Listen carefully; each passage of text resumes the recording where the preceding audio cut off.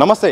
June 10 లోపు తెలంగాణ రాష్ట్రంలో SC ST బీసీలకు రిజర్వేషన్ పెంచాలని మందకృష్ణ మాదిగ గారు కాంగ్రెస్ సర్కార్ మాత్రం అల్టిమేటం జారీ చేశారు. ఒకవేళ జూన్ 10 లోపు రిజర్వేషన్లు పెంచకపోతే మాత్రం భారీ ఉద్యమం చేస్తారని కూడా హెచ్చరించారు.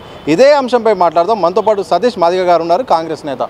మందకృష్ణ మాదిగ గారు జూన్ 10 లోపు రిజర్వేషన్లపై మీకు ఒక వార్నింగు సూచన ఏదైనా అనుకోవచ్చు అని చెప్పి కూడా మీకు ఇచ్చారు. దానికి ఏం చెప్తారు? ఇప్పుడు ముందు మందకృష్ణ మాదిగ గారు వ్యక్తిగతమైన కక్షతోన కుల ఉద్యమాన్ని అడ్డుపెట్టుకొని దాడి చేయడం ముందు మానాలి. అతను భారత రాజ్యాంగం తెలిసిన వ్యక్తిగా, చట్టాలు తెలిసిన వ్యక్తిగా, సమస్యలను సాధించుకోవాలనే ఒక తాపత్రయం ఉన్న వ్యక్తిగా ఆ కోణంలో ఆలోచన చేయాలి. వాస్తవానికి మాదిగ దండోర ఉద్యమం 30 సంవత్సరాల నుంచి కొనసాగుతుంది. ఏబీసీడీల కోసం తెలుగుదేశం జెండా మోసినాం, ఏబీసీడీ సాధించినాం. ఆ రోజు పుట్టుడు పోయిన తర్వాత ఉషామేర కమిషన్, కాంగ్రెస్ పార్టీ సపోర్ట్తో ఉషామేర కమిషన్ వేసుకొని ఈరోజు మనం సుప్రీంకోర్టులో సాక్ష్యాభూతులుగా నిలబడ్డట్టుగా కాంగ్రెస్ పార్టీ అండగా నిలబడి కొట్లాడు. ఈరోజు మందకృష్ణ మాదిగ భుజం మీద కాషాయం జెండా ఉన్నది, బీజేపీ జెండా పట్టుకొని తిరుగుతుంది.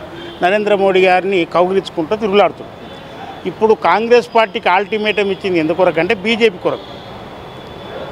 నిజానికి రిజర్వేషన్స్ను ఎస్సీ ఎస్టీ బీసీలకు రిజర్వేషన్స్ పెంచాలనే ఆలోచన మందకృష్ణ మాదిగ గారికి ఉంటే మొట్టమొదట ప్రస్తుత ప్రధాని నరేంద్ర మోడీ గారి పైన అల్టిమేటం ఇవ్వాలి. ఏమని అయినా ఈ మొన్నదాకా ప్రచారం చేసిండు కదా, 50% రిజర్వేషన్స్ను కటఫ్ పెట్టింది సుప్రీంకోర్టు. ఆ కటఫ్ను ఎత్తేసే శక్తి ఉన్నది పార్లమెంటుకు. ముందు 50% కటఫ్ను ఎత్తివేయాలని చెప్పేసి అని ముందు దాన్ని డిమాండ్ చేయమని. 50% రిజర్వేషన్ కటఫ్ ఎత్తివేయడం కోసం నీవెంత బలమైన ఉద్యమాన్ని నిర్మిస్తావో నిర్మి మందకృష్ణ మాదిగ గారు. కాంగ్రెస్ పార్టీని బ్లాక్మెయిల్ చేసి రేవంత్ రెడ్డి గారిని వ్యక్తిగతంగా కక్ష కట్టుకొని అతన్ని ఏదో ఇరకాటంలో పెట్టాలని చెప్పేసి అని నీ యొక్క ప్రయత్నం తప్ప నీవు ఒక శాడిస్టుగా వ్యవహారం చేస్తున్నావు. రేవంత్ రెడ్డి గారి పైన, కాంగ్రెస్ పార్టీ పైన మందకృష్ణ మాదిగ గారు శాడిస్టుగా వ్యవహారం చేస్తున్నాడు.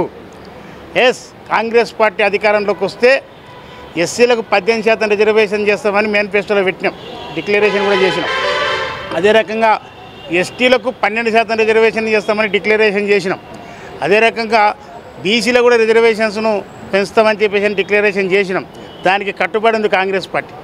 అయితే రేపు కేంద్రంలో భారతీయ జనతా పార్టీ కిందికి దిగిపోయి కాంగ్రెస్ అధికారంలోకి వస్తే ఆల్రెడీగా మేనిఫెస్టోలో స్పష్టంగా పెట్టినాం, జాతీయ స్థాయిలో 50% రిజర్వేషన్ అనే దాని కటఫ్ను తొలగించి బీసీ జనాభా నిష్పత్తి ప్రకారం బీసీలకు రిజర్వేషన్ను, ఎస్సీలకు, ఎస్టీలకు, మైనార్టీలకు, అదే రకంగా నిమ్న జాతీయుల అందరికీ కూడా రిజర్వేషన్స్ పెంచుకునే అవకాశం అనేది ఈ 50% కటఫ్ను తొలగిస్తే సాధ్యమవుతుంది. కనుకనే మేనిఫెస్టోలో అది పెట్టి దాన్ని ముందుకు అడిగేసుకుంటూ పోతున్నాం మేము. అయితే కులగణన పేరుతో కాలయాపన చేస్తున్నారు. ఒక్కరు కులగణన పెద్ద సమస్య కదా, ఆల్రెడీ సమగ్ర సర్వే ఉన్నది, మరోవైపు ఆల్రెడీ లెక్కలన్నీ ఉన్నాయి. ఒక్క రోజులో 1 గంటలో అయ్యే పని ఒక జీవో రిలీజ్ చేస్తే అయిపోతుంది. ఎందుకు కావాలని ఆలోచన చేస్తున్నారు?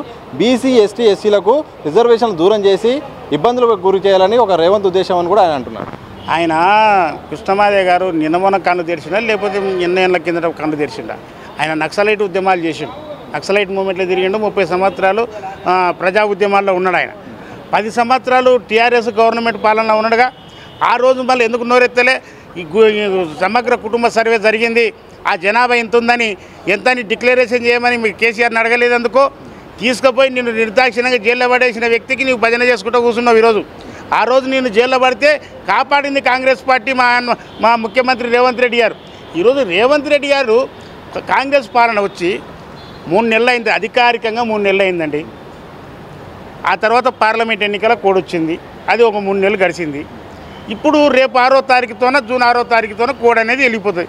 అప్పుడు ప్రజాపాలన అనేది ప్రారంభమవుతుంది. మీకెందుకు ఉత్సవం నిలబడతలేదు? టీఆర్ఎస్ నాయకులకు, కేటీఆర్కు, హరీష్ రావుకు, కేసీఆర్కు, మరి ఈ మందకృష్ణ మాదిగకు బీజేపీ జెండా మోస్తున్న మందకృష్ణ మాదిగకి వీళ్ళకి ఎందుకు ఉత్సవం నిలబడట్లేదు? ఏమి కొంపలంటకపోయినా ఆయన కాంగ్రెస్ పార్టీ మీద దాడి చేయాలనుకుంటున్నారు మీరు?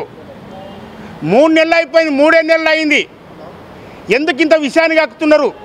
అంటే పేద ప్రజలకు ఇందిరమ్మ ఇండ్లు ఇచ్చి ఆదుకున్నందుక, లేకపోతే దళితులకు మాలమాదిగలకు భూములు ఇచ్చి ఇండ్లు ఇచ్చినందుక, లేకపోతే రిజర్వేషన్స్ కల్పించి చట్టంలో విద్యా అవకాశాలు, ఉద్యోగాలు కల్పించినందుక ఈ మందకృష్ణ మాదిగ కాంగ్రెస్ పార్టీ మీద దాడి చేస్తున్నది. కృష్ణ మాదిగ నువ్వు మోడీ జపం చేసుకుంటే చేసుకో, నీవు నిజంగానే రిజర్వేషన్స్ గురించి సామాజిక ఉద్యమాలు చేసే వ్యక్తిగా నీకు గుర్తింపు ఉండాలంటే నువ్వు మోడీని అడుగు ముందు 50% రిజర్వేషన్ కటాఫ్కు బీజేపీ సిద్ధంగా ఉందా అని చెప్పేసి అని ఆల్రెడీ కాంగ్రెస్ పార్టీ మేనిఫెస్టోలో పెట్టింది 50% రిజర్వేషన్ను తొలగిస్తున్నాం, మేము ఆ కటాఫ్ను తొలగిస్తున్నామని చెప్పేసి స్పష్టంగా చెప్పినాం. మేము కావాలని రేవంత్ రెడ్డి గారి మీద కక్ష కట్టి మందకృష్ణ మాదిగ ఉద్యమం చేస్తారని కుల ఉద్యమం పేరుతోన బ్లాక్మెయిల్ చేయడానికి బెదిరిస్తున్నా చెప్పేసి అని విజ్ఞప్తి చేస్తున్నారు. ఎందుకు పదే పదే రేవంత్ రెడ్డిని టార్గెట్ చేస్తున్నారు, మందకృష్ణ అని మాట్లాడుతున్నారు? ఎందుకు ఇలా ఒకప్పుడు బాగానే కలిసి ఉండేది కదా, ఎక్కడ తేడా వచ్చింది? మూటండి. ఇప్పుడు ఆయన మందకృష్ణ మాదిగ గారు కాంట్రాక్ట్ ఉద్యమాలు చేస్తాడు. రాజశేఖర రెడ్డి గారిని బ్లాక్మెయిల్ చేయలేదా? తెలుగుదేశంలో చంద్రబాబు నాయుడిని చేయలేదా? ఇప్పుడు బీజేపీని చేయట్లేదా? నేను ఒకటే చెప్తున్నా, మేమందరం కలిసి ఉద్యమం చేసినాం. ఆయన అధ్యక్షుడు అయితే నేను ప్రధాన కార్యదర్శి, ఫౌండర్. ఈరోజు కృష్ణమాదిగ గారు పెట్టిన డిమాండ్ నేటి వరకు కూడా నెరవేరలే. రాజకీయ పార్టీలకు మద్దతు పలుక్కుంటా మనకన్నా వెనుక వచ్చిన తెలంగాణ ఉద్యమం విజయాన్ని సాధించి తెలంగాణ రాష్ట్రం వచ్చింది. మనకన్నా వెనుక అంటే 14 సంవత్సరాలు ఉద్యమం చేస్తే తెలంగాణ వచ్చింది.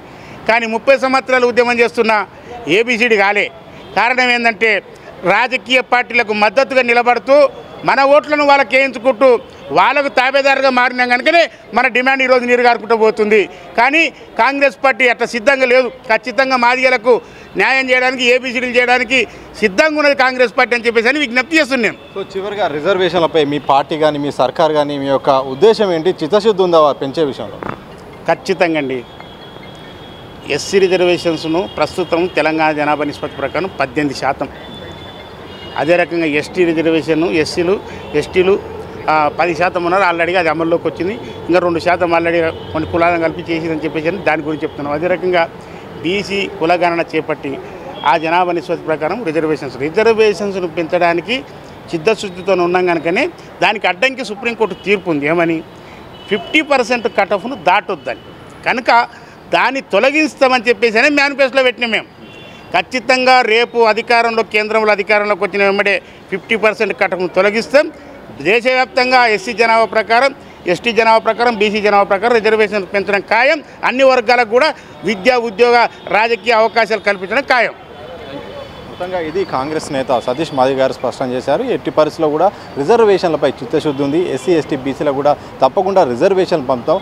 అయితే సుప్రీంకోర్టు నిబంధన ప్రకారం 50% కటాఫ్ అనేది ఇబ్బందికరంగా మారింది.